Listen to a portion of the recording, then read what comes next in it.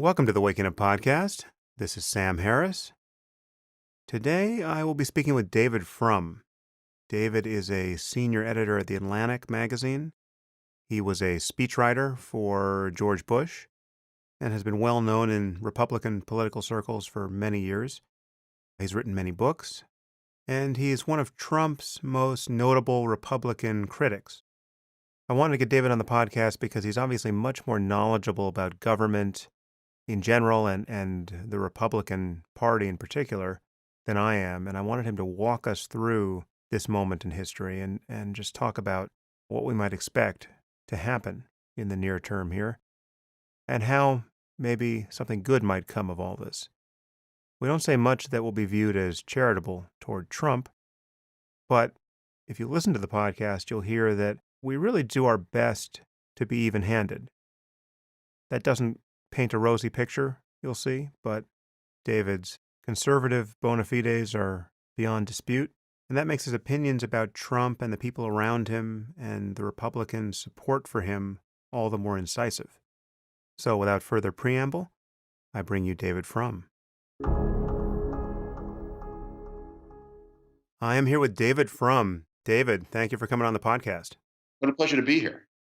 So listen, we've never met. It's great to talk to you. I've been a fan of your work for quite some time, but my appreciation for you has just gone up by a factor of 10 in recent months, seeing your opposition to Trump and just imagining what your experience is like holding the line there. So I want to get into that. I want to talk about Trump, obviously, and the state of our country and the state of the media, but the challenge for us, given that we're going to agree so much about the problem here and given how much we each hate Trump, the challenge is really for us to say something that could conceivably persuade someone who doesn't already agree with us. I don't want us to just be indulging confirmation bias here or just rattling around our own echo chamber. I'd like us to be on our guard against exaggerating anything, and I really want us to say things about Trump and about the current situation that are as fully defended as possible. So with that in mind, let's just start with, can you summarize your political background and background as a writer so people who are less familiar with you can be up to speed? Sure, and those are great cautions, and thank you for the generous welcome. It's really wonderful of you to say that. I really appreciate it. And maybe to answer your question about not getting bottlenecked, maybe after I give that introduction, maybe the place to start is like I'm going to present some things where I think Donald Trump is saying some things that are worth hearing, some things that are true, and where he's maybe, if he's not right, he's on to something important. But here's my background. I was born and grew up in Canada, in Toronto. My mother was a quite well-known Canadian journalist, in fact, a very well-known Canadian journalist, a host of a radio show called As It Happens in the 1970s, and she went on to host a program called The Journal, which was the CBC's Canadian Broadcasting Corporation's main late-night face-to-face television talk show in the 1980s. She died in 1992, age 54. An extraordinary career and much missed, and a huge influence on me. I graduated from college in 1982.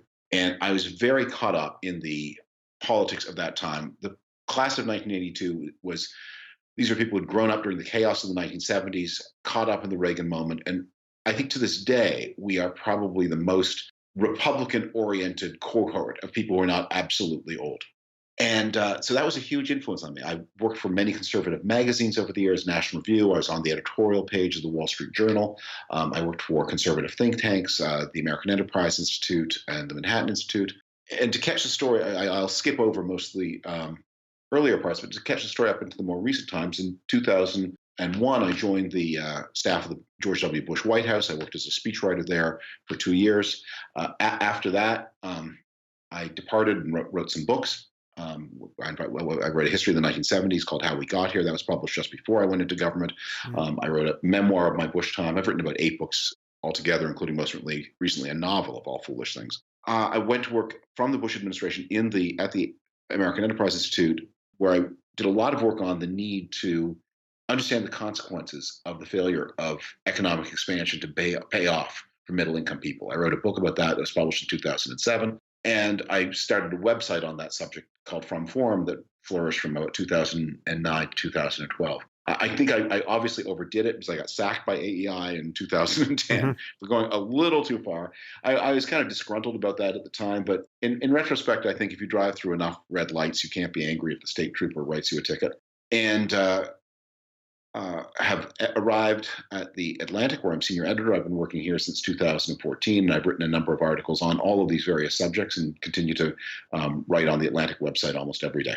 You've done some amazing journalism there with respect to this current moment. There's one article that has got to be among the most viral in recent history from the Atlantic. The title is How to Build an Autocracy. So many people have been talking about that. I actually want to ask you about the good case to be made for Trump, if there is one, but let's hold off on that for a second. There's one sort of scene setting question that I'd like to ask you here, kind of a personal one, what your experience has been taking the stand that you have, because you're among the few really prominent conservatives who came out against Trump early and stayed against him. I put, Bill Kristol and David Brooks and I guess Bret Stephens of the Wall Street Journal in that category as well. I've heard from other conservatives who've taken similar positions that their experience has just been a nightmare. I'm wondering, have you had a rough go of it at all, or have you just come out of this unscathed? First, I can't complain compared to what anybody has to put up with in a genuinely unfree country. It's nothing. Second, I would say, you remember that saying, "If you want a friend in Washington, get a dog." Right. I have two. I have two dogs, so I got good friends. But more seriously, actually, I think I've gotten off quite lightly compared to some other people, and that was maybe due to the experience I mentioned in the setup bit, where I've been through this before. This happened. I went through this experience in a much more traumatic way between 2009 and 2010. And at that point, I was concerned that the then new Tea Party movement was way too radical, way too hot.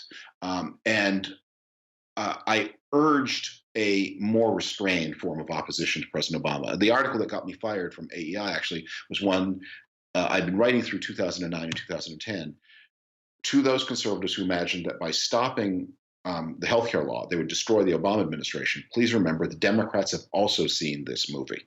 They know how it ends if they don't hold together. They will hold together. They will pass this law. And so the smart thing to do is to negotiate. It's full of things that you don't like, but it's also got things in it that you should like. So this is a time to do business, Right. to negotiate, because this law will pass. And if it passes over your opposition, you will be spending the next quarter century trying to fix things that you could fix for the asking today. On the day the law passed at the end of March, or it didn't, that it overcame the last procedural hurdle, after which it was a clear shot toward the president's signature, and that was the end of March 2010. I wrote a blog post on my site called Waterloo that said people like Jim DeMint had promised that by breaking this law, they would deliver a Waterloo of defeat to President Obama. This is the Waterloo, indeed, of the radical Republican opposition. This law will never be repealed. I still hold to that prediction. Yes, Republicans will do well in 2010, but legislative majorities come and go. This law is forever. And the radicals led us to disaster. And after that, I went through the experience that many of my anti-Trump conservative friends are having now, of true social isolation, true accusations of betrayal, Mhm. saying, the only reason you say this thing is because of those legendary Georgetown cocktail parties, and anybody that radical critics always presume that people would pay any price to attend.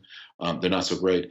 And I went through that experience. In fact, for me now, what on a personal level, I find I've been operating this little lemonade stand by the side of the road, and I'm now seeing a lot of people stopping by to buy lemonade. So it's actually been a kind of congenial experience. And I've had this kind of grim amusement, not surprise, of seeing that a lot of the people told me in 2010 that by saying we should try to come up with a market-centered approach to universal health care coverage, that I was a sellout with that principles, they are now working for Donald Trump or apologizing for him, and a case where there is no principled case for doing this. And that has been a kind of grim amusement to watch that. Yeah. Well, what was your experience watching the actual election results come in? I was totally surprised.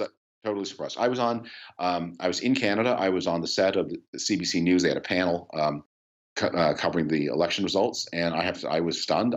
They were not what I'd expected. I'm quite sure, for example, that Trump could not break through in Michigan because of the high levels of minority vote in that state, but he did. So I was blindsided. I was up till 3 o'clock in the morning that night, It was an overpowering thing. I was actually coming out of a TV studio at 3 in the morning with the streets deserted in Toronto, a foreign city, and walked back to the hotel I was staying at. It was really cold, but I walked anyway, and you just felt like there had been a chapter in one's life and human history had just Mm. turned in a way that I knew then was not going to be good. Nothing good was waiting for us. We're going to get into the dark side in a moment, but to start and to be as generous as possible without being delusional, what is the smartest case you have heard in defense of Trump? If you had to give the most respectable case for having supported him until this point and for continuing to support him even now, what is that case? Well, Donald Trump got and even continues to get three big things right that the rest of the political process had tended to ignore. The first of those things is the crisis in what is happening in American rural life. Donald Trump uses the phrase inner city a lot when he wants to convey trouble and drugs and crime and despair. But actually, American center cities are having an amazing revival almost everywhere, even in some pretty hard pressed places like the Clevelands and the Philadelphias. The center cities are doing fine. Where you see real trouble is in the small towns and rural areas. Drug abuse and Mm. family breakdown and levels of imprisonment, signs of social dysfunction that you would associate with the beginnings of the crisis in Black America in the 1970s. Um, and Donald Trump went to those places and channeled the unhappiness of those people who, a lot of the rest of the political process have tended, they should just move. They should just, move to Brooklyn and serve coffee. Hmm. Um, he understood them and intuited what they were about, and that is really important. They have not been heard, and they needed to be heard. The drug crisis in America is a rural phenomenon as much or more as an urban phenomenon. He got right that we have had a series of beliefs about trade that grew up in the days when we were building a trade system that included fellow democracies, and then the Rim countries that maybe they weren't always democratic, but at least they were small. Places like Taiwan and Singapore, they weren't at the time we brought them into the World Trade System, not democratic, but they were not also so big as to make a difference to anybody else. And then we applied all of those ideas to China's arrival into the world economy. Mm. And it has not worked in the same way. That we have had chronic and massive trade imbalances with China, and those have caused real, harsh, ongoing dislocation for a lot of Americans who work in traded sectors. And while we talk a lot about, well, the winners will compensate the losers and we can retrain people, we don't do anything about that in proportion to the severity of the shock. And Donald Trump was talking about something important when he talked about the trade arrangements that worked in the past have stopped working for a lot of Americans since the year 2000. And the third thing I think where he perceived something true and made a real contribution was on the immigration issue. Immigration is described by economists as the only policy that has no costs, only benefits. Well, that's not true. It has large costs. They're invisible to those of us who talk about it because we don't pay them. But the costs of immigration, both economic and cultural, are heavy. They fall on the bottom 30% or 40% of American society. And even discussing those costs has been so beyond the pale in the media mainstream and the political mainstream that this issue was waiting there for somebody to talk to it, and Donald Trump did. Right. There's another case that people tend to make. I grant all of that. I think all of that is interesting, but none of that suggests that Trump himself would be the right person to implement any changes in any of those three areas. One argument I keep encountering from reasonably smart people or ostensibly smart people in defense of Trump, the man, really, and all of his erratic unprofessionalism, as was totally on display in his last press conference, people seem to think that there's something about him being a little nuts or seeming a little nuts, which in just a purely game theoretic way could turn out well for us, both domestically and as a matter of foreign policy. Domestically, we have just this ossified political system with vested interests and bureaucracy and deep state, and he is like a wrecking ball that is just swinging through that and clearing out the mess that it would take someone like Trump, perhaps someone as unhinged as Trump, someone as narcissistic as Trump, to do that dirty work. And as a matter of foreign policy, it could be advantageous, again, just along game theoretic lines, to have a bull in a china shop, right? Who will break the right stuff and who will keep our adversaries on their toes, because now they're dealing with a genuinely erratic, not always rational person. And so we could expect our adversaries, like North Korea or Iran or even China and Russia, to be somehow more compliant. Does any of that make sense to you? No, I'm sorry to say. I'm sorry to say. I know it's not your own view. Yeah. First, when you connect, when you speak about Trump the man, as I said, I'm quite sympathetic. I think I have something to learn from his voters on trade, and I'm quite sympathetic to his message on immigration. And I've been worrying about the problems of rural life and what's happening to the American working class. That's been a major theme of my writing since 2000. But this is a little bit like the story of the legendary Plotkin diamond. The Plotkin diamond is one of the most beautiful diamonds on earth, very romantic. It's got a long and storied history. The Plotkin diamond, unfortunately, comes attended, as famous diamonds often do, by a terrible curse. And the terrible curse is Mr. Plotkin. Hmm. and and that is true here. For Donald Trump, the man, there is no defense. And all the things, those that case you make, I mean, it's sort of ingenious, and you can well see that somebody would have made it during the campaign. But Donald Trump, on the day we speak, has been president for close to a month, and we have seen that it's just not true. Actually, that he's not on domestically, he's not cutting through the bureaucracy. On the contrary, because he is so massively disorganized and incompetent, that on something like staffing his government, he is lagging far behind. He is not nominated of the 700 or so Senate confirmed positions. He's nominated. He's only about 90 of those. That has, if you're a Republican-leaning person who wants to get, say, a tax cut through Congress, that has really ominous potential, because if the Senate is not confirming people in January and February, that means it will be confirming them in April and May, by which time you should be passing major bills. The Senate's time is a very finite resource. And if the schedule gets clogged later because the president was too disorganized to get his appointments done early, then you're going to discover major parts of your legislative agenda fall apart. Abroad, it's even worse. The president of the United States has the power to end organized human life on this planet. There are almost zero checks on his power to do that. It is really important that the United States, as a nuclear superpower, as the dominant power on Earth, behave in a way that is predictable. In fact, an unpredictable United States empowers adversaries. It does not deter them. And what is especially ominous here, you listed potential adversaries: North Korea, Iran, China, and Russia.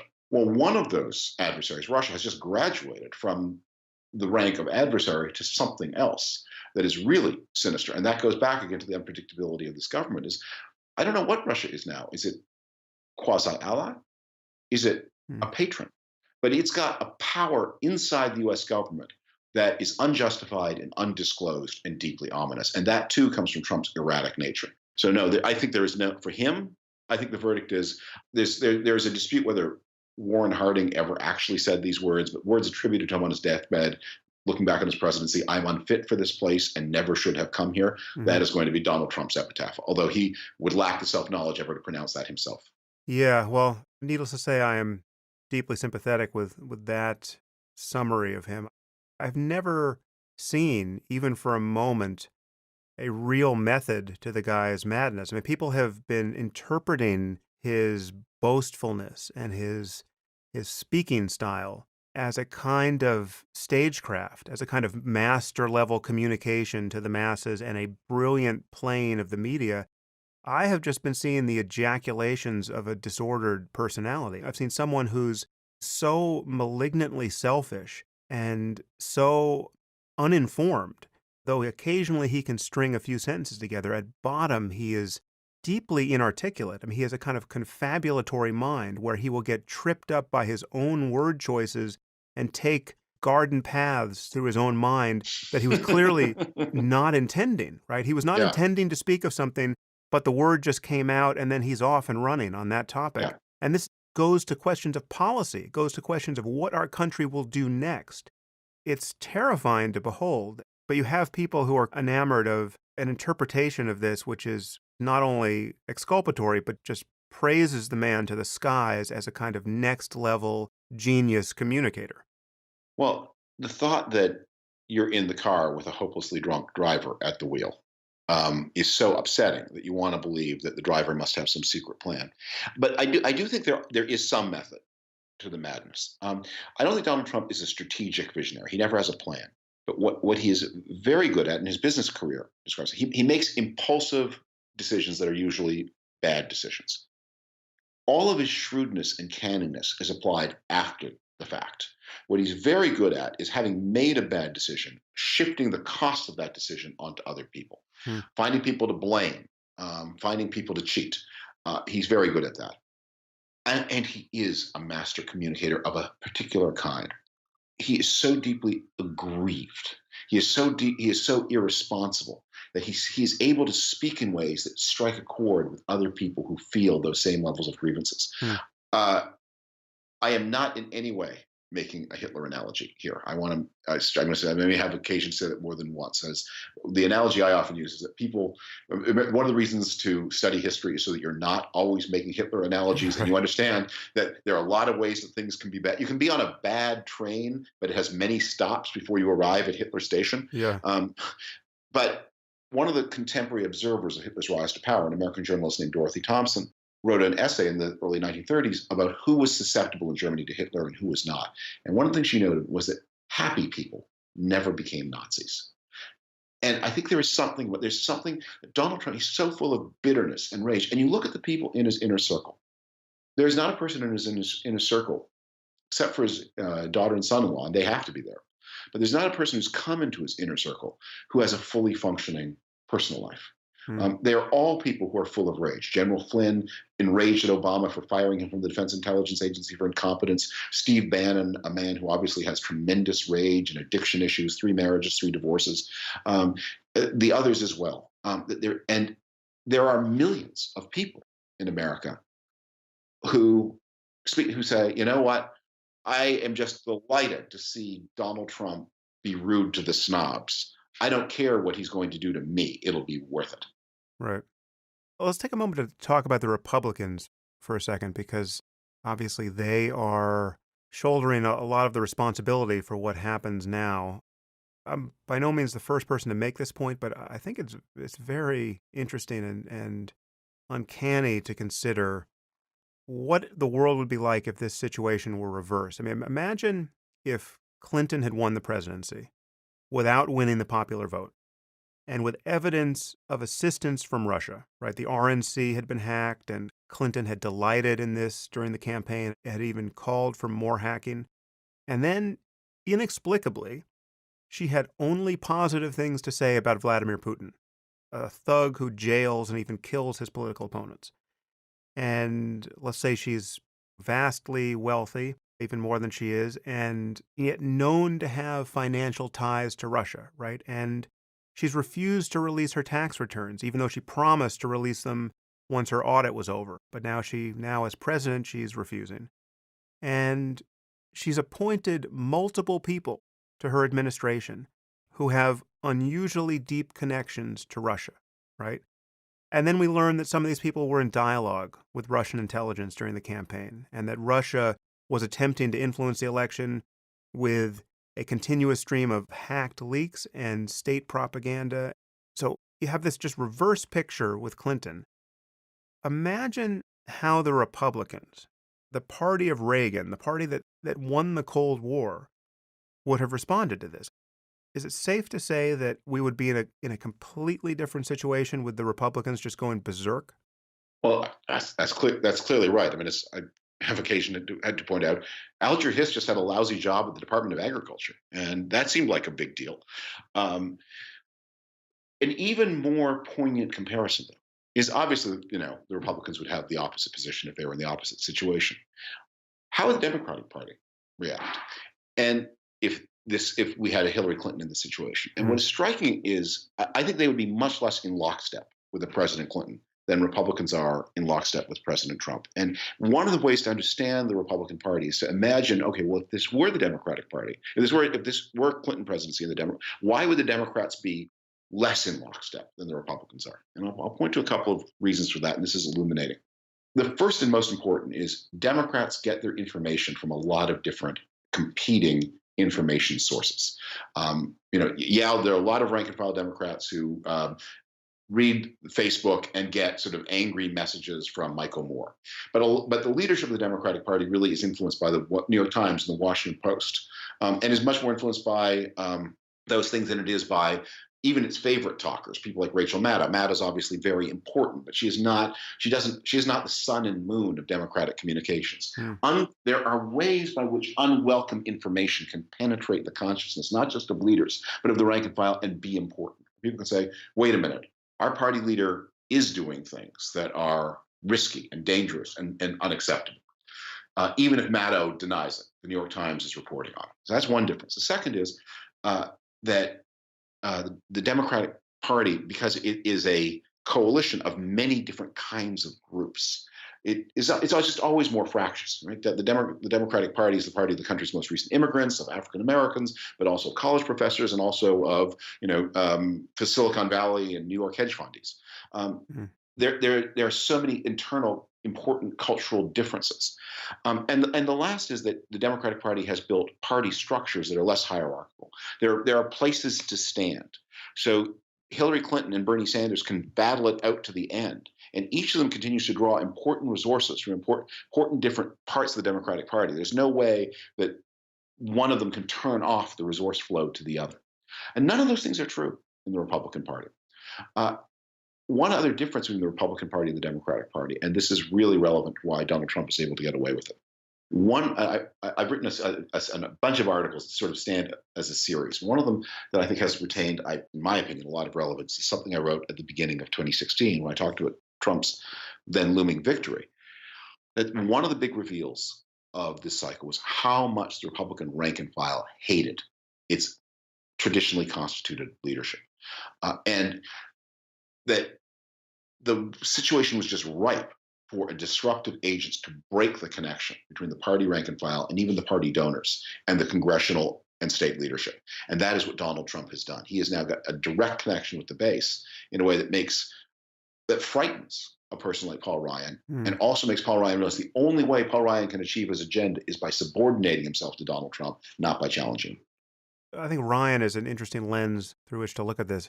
So do you think that is what explains the reticence of Ryan at this point? Just the fact that he realizes that Trump has a hold of the base and his political future is more or less entirely dependent on not pissing off Trump's base? Paul Ryan had some negative words to say after the Access Hollywood tape came out, in which he even suggested he would not endorse Donald Trump. His standing in the National Party dropped by 20 points within a week. Donald Trump, one of the things that he has done that is kind of amazing is he has broken to his will every institution in the Republican Party, including Fox News, which began much more skeptical of him. They fought him, and he beat them. He beat Fox News. He beat the Bush machine. He beat Paul Ryan. This is not a situation where Republicans agree with him. It is because many of these people do not and continue not to, although Fox News is now in line. But they have been bested by him, and they are subordinated to him, and they are bound to him. They've struck a devil's bargain. As always with devil's bargain, the devil is not honoring his share. Paul Ryan is going to be stunned. I think by this point he sort of figured it out, at how little of his agenda he gets from Trump and how much he ends up defending a very different Trump agenda. But there is no obvious way to get off this ride. Well, there's one way to get off this ride. They could impeach him, and we're going to get into the implications of Russia's involvement, whatever it is, in our democratic process. But just speaking generically, how bad would a scandal have to be before you would be confident that the Republicans would impeach Trump? Like one example that comes to mind. If his tax returns were leaked by the IRS, I'm not sure such a thing is possible, but let's say that happened, and they showed that he had massive indebtedness to the Russian oligarchs, what would happen? If that happened today, I don't think he would be impeached for that. Hey, having debts isn't a high crime and misdemeanor. Everybody has debts. I'm trying to get my jaw off the floor. Sam, he's got a $600 million mortgage with the Bank of China. That's report. We know that. Uh, That's been reported. That was on the front page of the New York Times before the election. That wasn't enough to alarm people on two or three of his office buildings. Um, his son, Don Jr., told an investor conference in 2008 that a hugely disproportionate share of their income comes from Russian sources. Right. That's on the record, and that was almost a decade ago. Anybody who walks into a Trump branded property in Florida and looks at the names on the mailboxes can understand where Trump's money comes from. And anyone familiar with Trump's finances understand he probably owes a lot of money to somebody, and no American bank will lend him anything. So who's he getting his money from? These are not mysteries. Okay, so let's back because I want to ask you more about his what you think about his finances, but take me back to the possibility of impeachment. What could do it? I mean, do you have to find a severed head in his gym bag? I mean, what could Trump do? I could imagine he could have a press conference so erratic where everyone would have to admit that we are now being ruled by a madman. We just had one of those. He takes down his pants at the next press conference, right? And calls everyone cucks. That's refreshing. That kind of straight speech is refreshing. The American people, Sam, they voted for authenticity, and Donald Trump gave them authenticity. It's just you inside the Beltway people who live on the Pacific Ocean, you inside the Beltway people don't understand this. The charm of a pantsless president. Exactly. I mean, in Toledo, Ohio, people take their pants. People are lucky to have pants. All of you with pants, you elitists. Look, these are political decisions.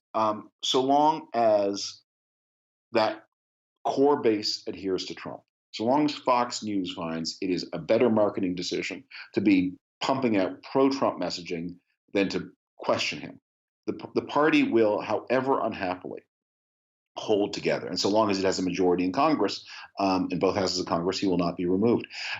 Here's one of the things, and I think in a way this is too early. I don't want to make this your podcast, but I think people are looking for some kind of external solution where the Trump presidency goes away on its own. Something happens to save us from this situation. And one of my big messages to people, it's the message at the end of my Atlantic article, is no one is going to help you. You have to do it. There is not going to be an impeachment. There's not going to be a 25th Amendment process. The Republicans in Congress are not going to spontaneously come to their senses.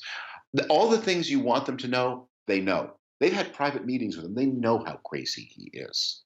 And if they don't know how crooked he is, they have a pretty good idea. The line I keep using about Donald Trump is while there are many secrets about the Trump presidency, there are no mysteries. Mm. Everything you need to know, you know.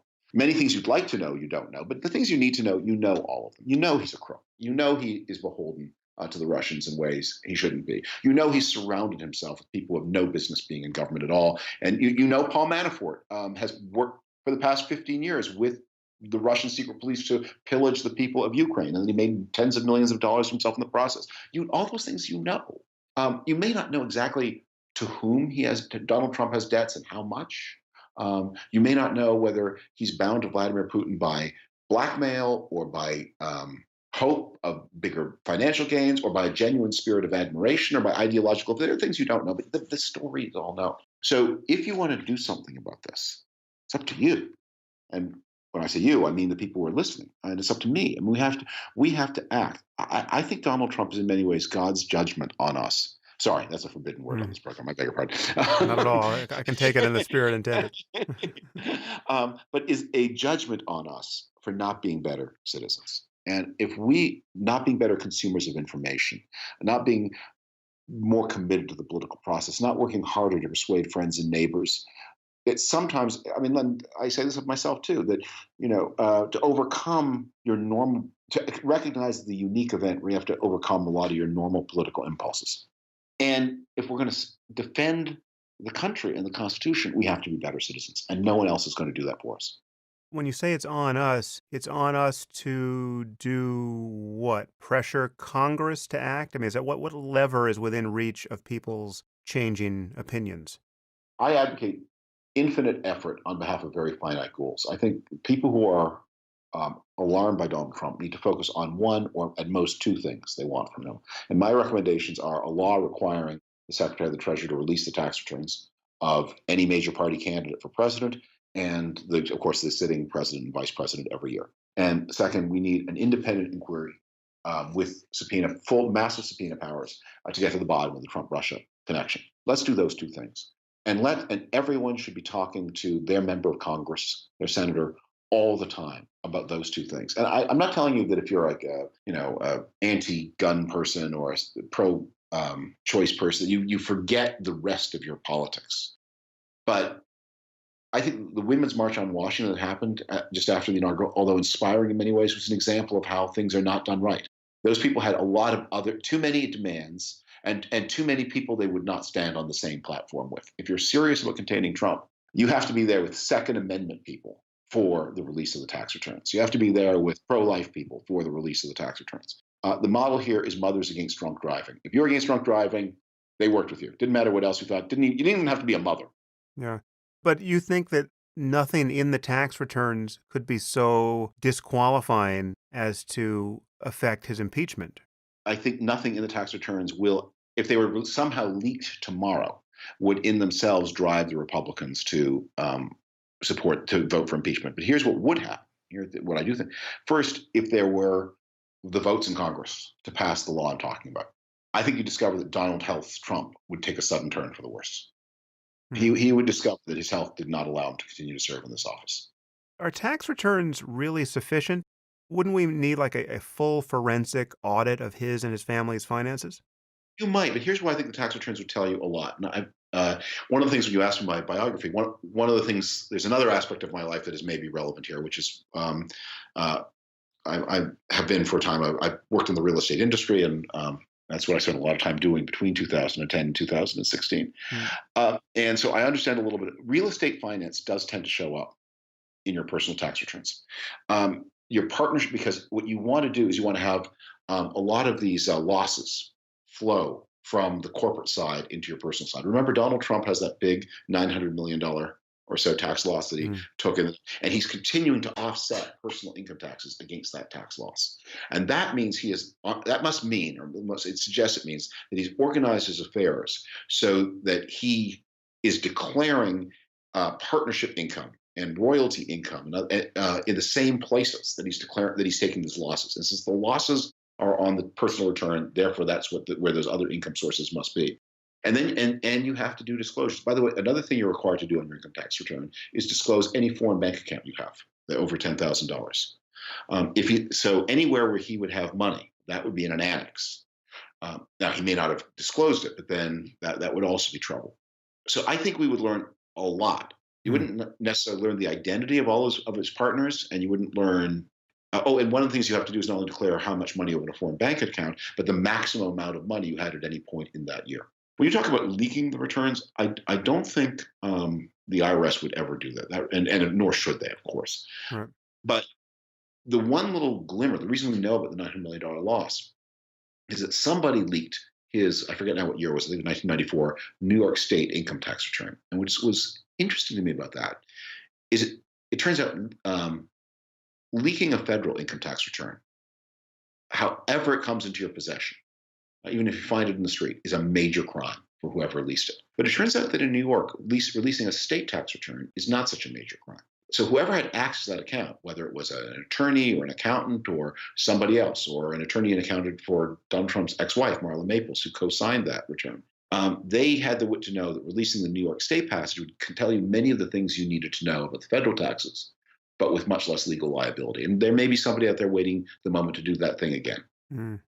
I'm sort of amazed, I mean, maybe I'm naive here, but I've been amazed that no business journalist has won his Pulitzer Prize by getting to the bottom of Trump's finances during the campaign. And it always seemed like he was very likely exaggerating his wealth by maybe even a factor of 10.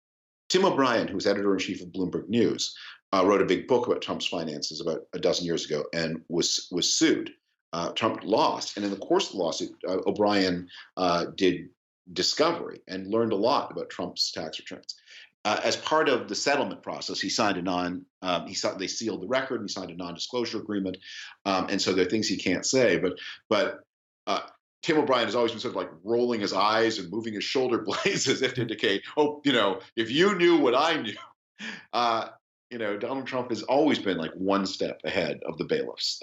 Although that's about to change. He's now whatever he was on the day before election day. I think he's already a substantially richer man than he was then, and he and his immediate family. And there are no disclosures on, of course, on immediate presidential relatives. By not taking a salary in the executive branch, Jared Kushner has defeated a lot of other federal disclosure rules. They're about to become very, very seriously rich, post-Soviet style rich. That's the irony. He's about to become as rich as he's always lied about being. Perhaps just take a moment to paint a picture of what that's like. How can Trump and the family enrich themselves as a result of being in power? Oh, so many ways, and many of them improper, but not illegal. For example, somebody is building right now a shopping mall in Malaysia, and they decide they want the Trump organization to have a role, and that they're so happy to have the Trump organization there that they ask for no money down. And what we'll do is we'll give you a 25% share of the profits. You pay out your nominal share of the investment from the profits when they arrive. Everything after that is yours to keep. We would never even know such a thing happened. Hmm. And that would probably, unless you can demonstrate that there's a strict quid pro quo bribe, it's not clear that any of that would be illegal. The United States now has one of the loosest bribery laws in the developed world, especially those after. You may remember the trial of Virginia Governor Bob McDonnell. No, but I won't hold that against you. Okay, well, this is the story starts boring, but it gets good. I promise. So McDonnell was the governor of Virginia. He had a patron who gave him and his wife a couple $100,000 of various kinds of benefits: cash, fancy clothes, fancy watches. And McDonnell, and then he. The patron ran a vitamin supplement company, and McDonnell arranged a series of meetings for him with important people in the state government, in which he would tout the state government should be including his supplements within the state's Medicaid and other insurance programs. McDonnell and his wife were convicted on something like 20 counts of corruption, and they were both sentenced to prison. He appealed to the Supreme Court, and the Supreme Court overturned the sentence. The law they made, the law had always been, you were guilty of bribery only if there was a quid, that is, you received something, there was a quo, you did something, and we could prove the pro in the middle. That is, that the favor, you could prove that the favor was done because of the gift. You couldn't merely point to the favor and point to the gift and convict the politician. You had to prove intentionality. So that's already incredibly hard. But the Supreme Court then said something else. And the quid pro quo had to persuade the politician to do what the court called an official act. And merely setting up a meeting with a state bureaucrat is not an official act, because that's just something the politician did as a politician and not as an office holder. So it is legal to take money and set up meetings for the guy who gave up the money if you, as the politician, are not the person who then says, okay, and here's the corrupt contract. That's on the bureaucrat. So in that Malaysia case I mentioned, it's going to be very hard to come up with a criminal conviction. Providing the Trump organization declares all the taxes and meets all of those technical requirements, a lot of this stuff may be legal. They're doing these things right now. This weekend, the two Trump boys will be in Dubai with millions of dollars in security costs of the UAE, Abu Dhabi, with millions of dollars in security costs to the taxpayer as a result, and they will be promoting a hotel property that they are opening there. Do you think the state government of Abu Dhabi is going to be looking with more favor on that project than it looked a year ago? Obviously. That stinks, but it's happening and it's not illegal. So this is not something that falls under the emoluments clause? But the emoluments clause is not self-executing. It is forbidden for the president to take these foreign gratuities. But defining what is an emolument requires a statute, and there isn't a statute. And it's not clear who would have authority to bring a case, and it's not clear, by the way, the emoluments clause refers to princes or governments. It's not clear that the sovereign wealth fund of Abu Dhabi is covered by the emoluments clause. It's certainly not clear that the brother-in-law of the interior minister of Abu Dhabi, who's a private businessman, that he's covered by it. And it certainly doesn't apply to the president's relatives. Right. Okay, so I want to talk about Russia and Putin and the leaks, but before we do, again, I want to just be as charitable as we can muster here.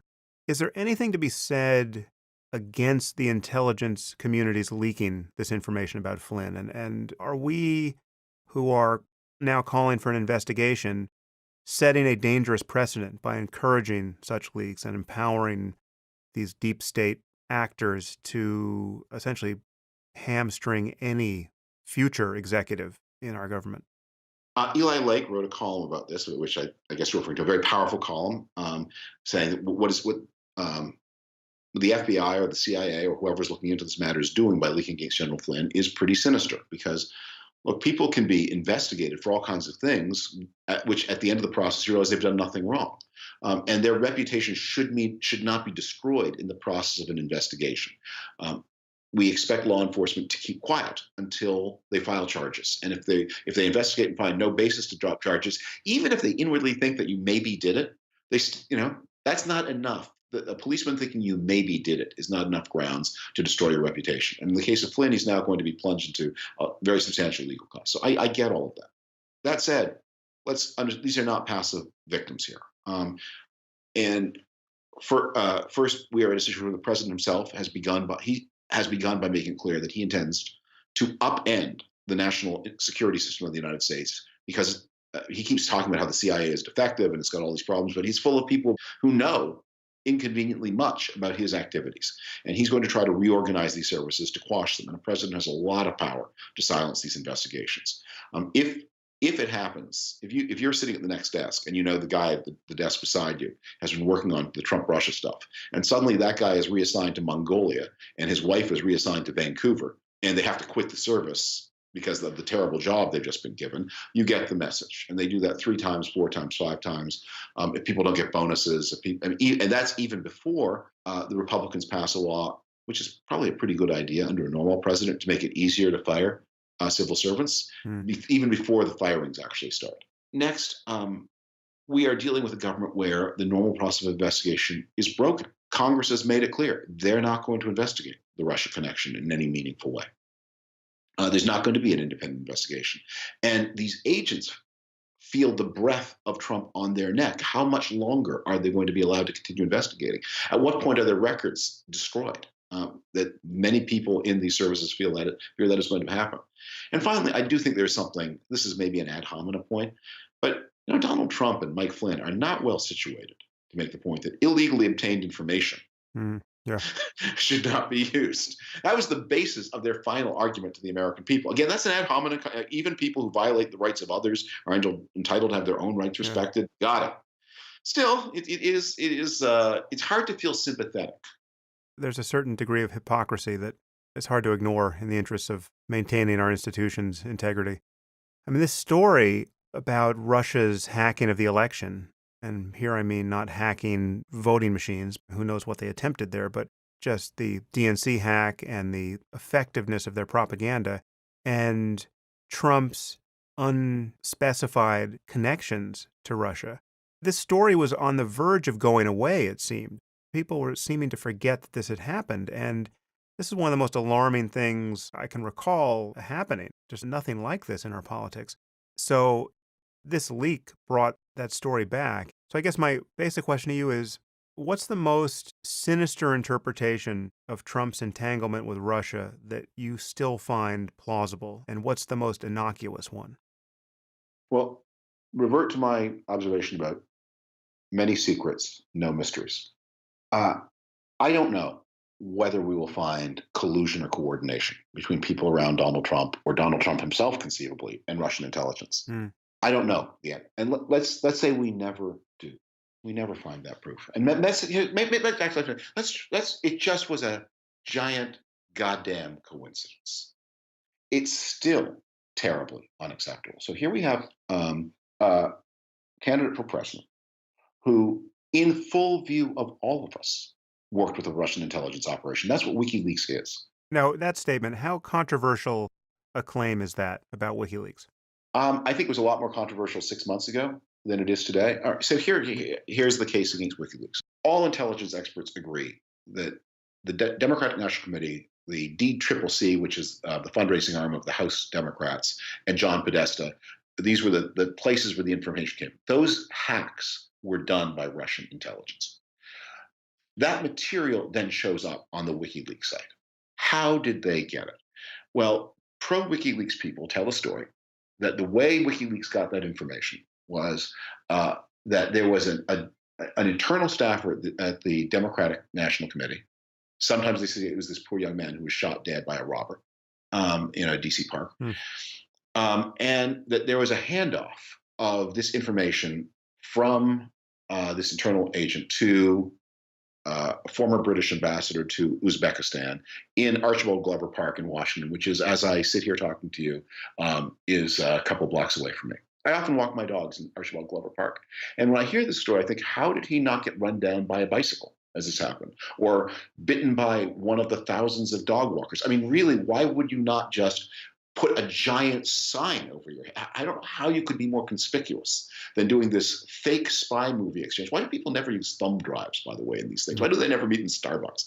Now, the story told to create a possibility of an innocent, of a non-Russian intelligence. They're so crazy, these stories, that anyway, we know who did the burglary, and we know that the necklace is in your shop window. And maybe there was a chain of conveyance between the burglars and you, but you are not in innocent possession of that necklace. I don't buy the Archibald Glover Park handoff story. It's just ridiculous. Okay, so and we also know that WikiLeaks, there's a long pattern where WikiLeaks presents information that is convenient and useful to the Russian state. And what we also know is that they have whenever there is any pressure on Donald Trump, they go berserk. They are actually fairly above board about this in their pro-Trumpist sympathies and their intense detestation of not just Hillary Clinton but mainstream politicians throughout the West, like the campaign of disinformation they're running against Emmanuel Macron, who's the non-Putinist candidate for president of France in the elections this spring, where they're suggesting he's leading a secret life and that he's pretending to be married and Catholic and have kids, but in fact he's been secretly a pedophile all along. Anyway, so that all happened. So Trump praising WikiLeaks and urging the Russians to hack Hillary Clinton's emails more, and not speaking up on behalf of Americans whose rights were being violated by a foreign intelligence espionage operation. That all happened on television. We all saw that. That's not a secret. It's not a secret that when asked, when the New York Times reporters David Sanger and Maggie Haberman asked him, will you honor the NATO treaty? He said, maybe I will, maybe I won't. It's not a secret that he hired the consigliere to this corrupt Russian puppet ruler of Ukraine as his campaign manager, or that he aligned his party's platform, his platform, and then the Republican platform with the Russian view on Crimea and Ukraine and Syria and NATO and the EU. Every American president since Dwight Eisenhower has wanted to see a more integrated Europe. Every American president since Britain joined in the 1970s, beginning with Gerald Ford, has wanted to see Britain in the EU. These are 40 years and 60 years of consistent American foreign policy. And Donald Trump dropped them to adopt the pro-Putin line. Is he being blackmailed?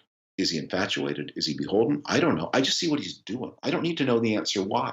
I mean, it's interesting. I'd like to know it, but I can see what he's doing. He is the central Soviet first and not Russian later foreign policy project. Their highest paramount foreign policy strategic goal has been to sever the bond between the United States and Germany. If they could ever do that, they've been trying to do that since 1946. If they could ever do that, their power in Europe would be reestablished again. They have failed at every turn from 1946. And now Donald Trump's campaign is making the relationship with Germany their target and aggressively attacking German interests and German values again and again and again, and gleefully celebrating the breakup of the EU and the exit of France from the EU, which would be a catastrophe for Germany. If the Russians had written out a to-do list for a president of the United States, that president would do everything Donald Trump has done, and in the same order. It's strangely disempowering to realize that all the necessary bad news is in plain sight, because it was in plain sight during the campaign and he still got elected and he still got supported by people like Paul Ryan. Rather than say something reasonable about Putin, he did nothing but praise him. Rather than say something reasonable and responsible about the hacking of his opponent, he celebrated it. And it just leaves us in a situation where there's less of a basis to hope that the Republicans will pull the brakes on him at any point. I have a couple of questions from Twitter here that I just want to kind of rapid fire questions. And then I want to just, as a final topic, talk to you about journalism and the state of the media and the fake news problem. But this is from Twitter now. Who would you like to see run against Trump in 4 years? Well, I would love to see an internal Republican Party uh, primary challenge to him that was successful. I think that could come from a number of our new governors elected in the past couple of cycles. We have an amazing Republican governor in Missouri. He just elected there. He's in his first month as governor. He's totally focused on Missouri stuff. Eric Greitens. I think he's reform minded. He's vigorous.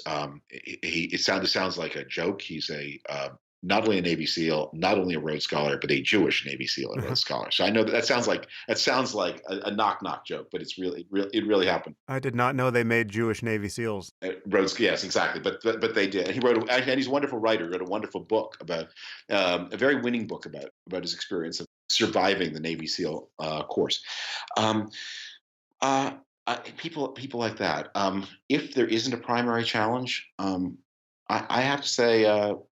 Obviously, I would like if the Democrat that would put me in a position of having to vote for a Democrat for the second time in my life, which will be uncomfortable for me.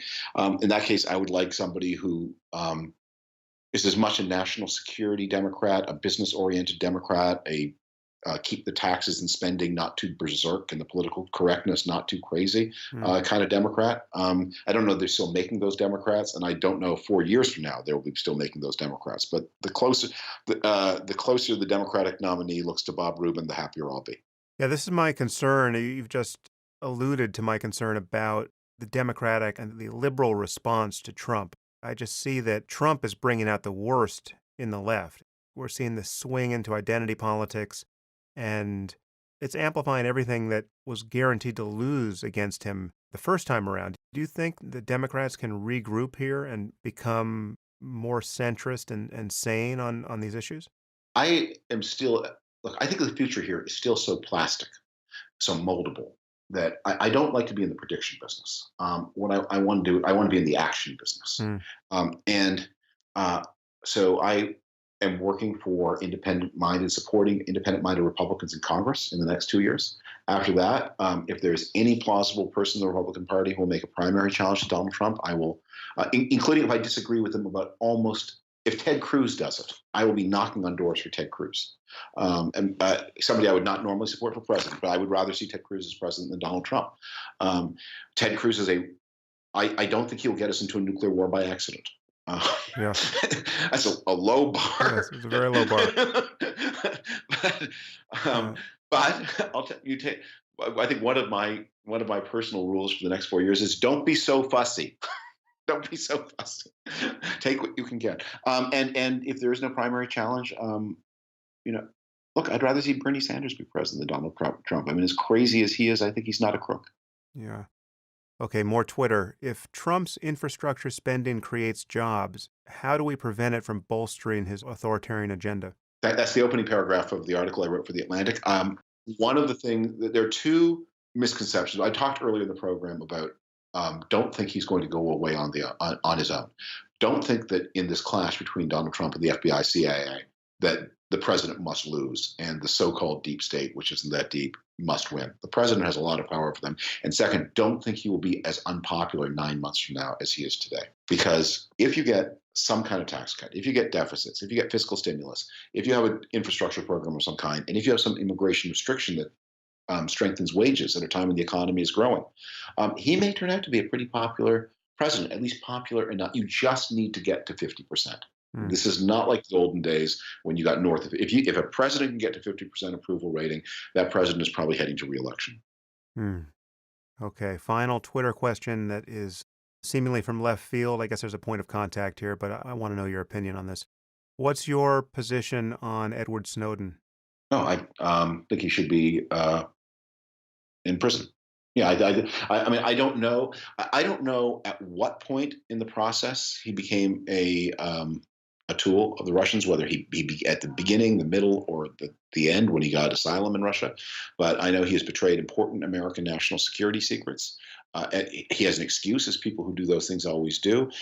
If you've got If you think that you've caught your government doing something illegal, you should put that information in the New York Times, not in the hands of Russian intelligence, and then you should stay home and defend yourself in court and prove to the country that you were right and the government was wrong.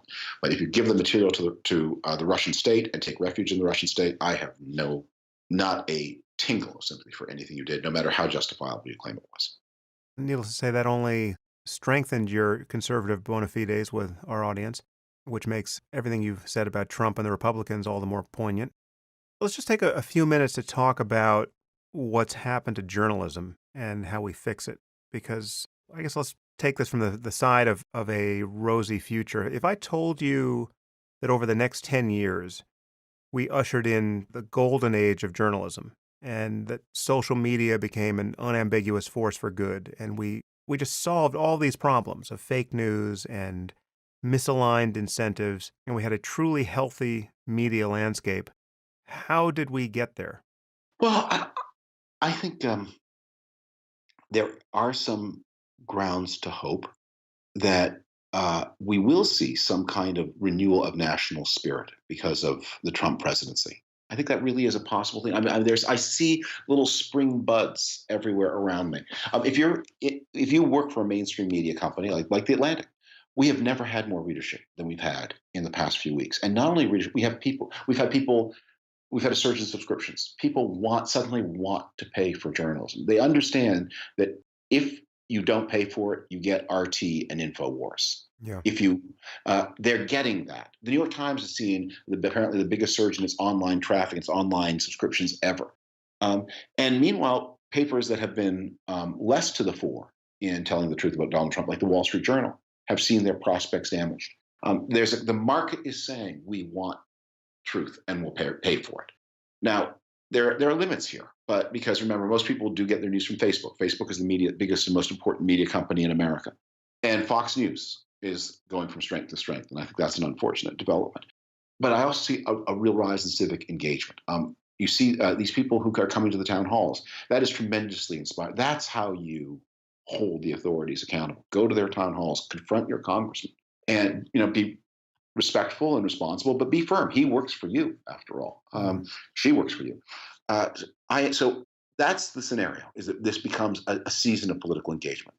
The new energy in journalism is pretty obvious, and that's fairly thrilling, except this fake news meme is really insidious. I mean, there's the real fake news, and then there's the fake news. There's the aspersion cast upon real news as being fake just because you don't happen to like it. This is obviously coming mostly from the right and from Trump defenders. How do we inoculate ourselves against the power of this meme where basically everyone has siloed themselves? My news source considers your news source fake news, and you return the favor. It should just be obvious that when the New York Times commits an error and corrects it, that does not vitiate the integrity of the New York Times for all time, and that certainly doesn't put it on all fours with some blog that is just manufacturing fake news. And yet that seems to be what has happened. There are people who just will not trust anything in the mainstream media now. What do we do with that? Good journalists make mistakes for the same reason that good scientists often get things wrong. The truth-seeking process, and you've written about this, the truth-seeking process is not one where you start, if you knew it already, you wouldn't need to go seek it. It is a process of hypothesis, of checks, of errors, and of correction. And the corrections are as integral to the process as any other part of it. And that's the difference between, and of course, and we all have our biases. The New York Times certainly has a lot of biases both in terms of what they select. I think in retrospect, people will look back on the New York Times coverage in 2016 and would say, in the face of this slow-moving catastrophe that was what Donald Trump was about to move to America, did you really have to print 80 articles or whatever it was about transgender rights? That was that was your news. That was your great crusading cause in the year 2016. You joking? They have biases and imperfections and flaws, but they're in a different business from the deliberate production of propaganda, which is the Fox News business, or the construction actually of lies in order to have political effect, which is what RT does. And those are differences. How do we get past that? Your question contained the answer, which is we wish it were true that the reason that we are polarized in our opinions is because we have different facts, and if we'd only somehow agree on the facts, we'd have the same opinions. As you know, that you frame this, in my opinion, exactly correctly. We start with the different points of view, and then we go find the different facts to support our point of view. So the answer to this problem about media is embedded in an answer to our society, that we have to find some ways to make American society more cohesive. And I have my thoughts about that. They're probably somewhat different from your thoughts, but a more effective and cohesive society in which more people feel they are full participants will be, I think, less vulnerable to this kind of disinformation. So when you say your thoughts are different from mine, you picture some significant role for religion here to bring people together? Religious institutions are important. I think a slowdown in the rate of immigration is important. We have to be, I think, that as society becomes more diverse, it becomes less mutually trusting. Think that politics comes to feel more and more like a zero-sum game. Mm. I think we need to see an acceleration of economic growth. We need to be much more clear-minded about the fact that if your town is slowly dying, you're going to have to leave it. We are not that the people must move to the jobs, not the jobs to the people. Mm. This has nothing to do with Trump. We just have the basic fact that technological progress is of necessity replacing human labor, and the labor is not coming back. Those coal mining jobs are not going to come back, and Yeah. the auto working jobs are not going to come back when auto workers get replaced by robots. We just have to deal with all of the casualties of that progress head on. Retraining for a 55-year-old auto worker, that auto worker is not going to be the next software engineer at Facebook, right? So we need a social safety net and kind of a new ethic of absorbing the consequences of bad luck better than we do. Well, this takes us very far off topic, but Yeah. some of the answers to this are contained on the left. We do need a more universal and more national system of health coverage. That people should not be, if they should not be trapped in a town because if they move to a place where there's more work, they have to worry that their health coverage will be lost. But some things are hard teachings, like we really need to take another look at this disability system. Which is turned into de facto income supplements for people who've been made jobless, redundant by technological change. And I sympathize with the judges. I mean, you sit in that chair and you see 20 cases a day of men who are genuinely hurt or injured, who could work, but who don't have the skills to work, and who, if you don't give them this disability pension, are eligible for virtually nothing. So the judge cracks and starts giving people disability, but those lock them in their places where they live. I'm a big defender of the pharmaceutical industry, otherwise known as the people who are curing cancer. But their role in the distribution of these opioid painkillers is not innocent, and we need again to read. And I'll tell you, I think we all have one of the tests of our intellectual vitality is our willingness to let things that bother us more change our views about things that bother us less. I have always been, for example, I've been very much a hardliner on the marijuana question. But I've had to consider, if people have mild recurring pain and they're going to be addicted to something, probably is better that they use marijuana than opioids. And so that's part of my, those are some of the sort of the new doors. But if I talked before about Donald Trump as a challenge to our citizenship, it's a challenge to the frozenness of our political discussions, that we have these real problems and we have these stagnant Republican and Democratic parties frozen in the politics of the 80s, and the Republicans are somewhat worse, but the Democrats are only slightly better. And it created the readiness for this agent of destruction. Yeah. Well, it's a pleasure to begin the process of digging out with you, and you are very much a man who is meeting his moment. It's wonderful to see you on Twitter. I recommend that all of our listeners follow you on Twitter. You are just a fount of good information and appropriate ire on the topic of what's happening in Washington right now. So please keep it up, David. Thank you for taking so much time with me. I know you are very busy, and I hope this is just the first of many conversations, and I hope we have more fun things to talk about in the future. I'm really honored to be here, and I salute your work. And you've always been such a great guest in such programs as Bill Maher. That was a really wonderful interview, and so I'm honored to be able to talk to you with you sitting in the Bill Maher chair, Nice, and me sitting in the Sam Harris chair. Thank you so much. Yeah, to be continued. If you enjoyed this podcast, there are several ways you can support it. You can leave reviews on iTunes or Stitcher or wherever you happen to listen to it. You can share it on social media with your friends. You can discuss it on your own blog or podcast, or you can support it directly at samharris.com.